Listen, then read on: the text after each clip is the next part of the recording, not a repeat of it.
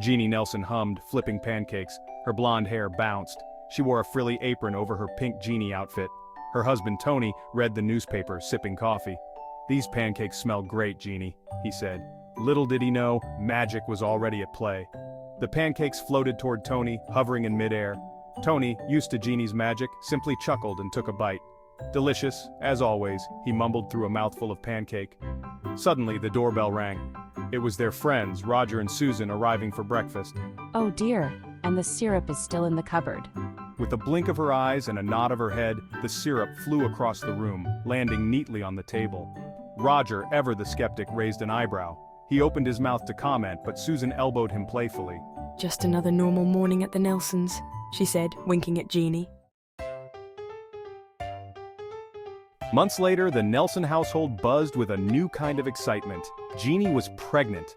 But this wasn't any ordinary pregnancy. This was a Jeannie pregnancy, full of unpredictable magic and chaotic charm. One minute, Jeannie craved pickles and ice cream. The next minute, she wanted moonbeams and dragon scales.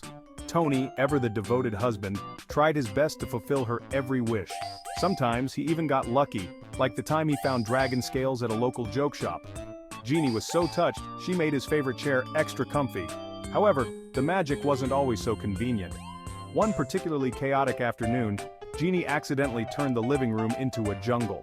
Vines climbed the walls, monkeys swung from the chandelier, and a very confused parrot perched on Tony's head. "I think I preferred the cravings," Tony sighed, gently removing the parrot from his hair. Finally, the big day arrived. 2 beautiful babies, a boy and a girl, were born. They decided to name them Sammy and Melissa. The babies were perfect in every way, except for one tiny detail. They inherited Jeannie's magical abilities. The nursery became a whirlwind of unexpected transformations. Rattles floated in midair, lullabies played themselves, and the babies giggled with glee.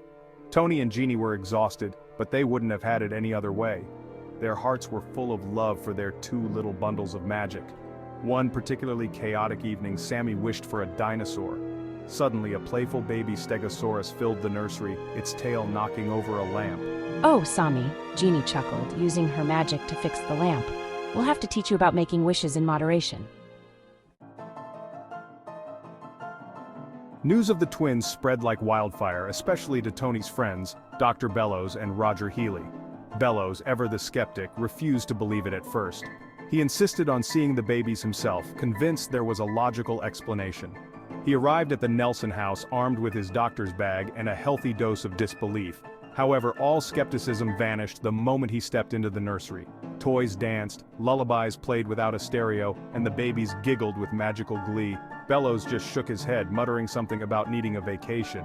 Roger, on the other hand, was delighted. He always suspected Jeannie's secret and was thrilled to finally have proof.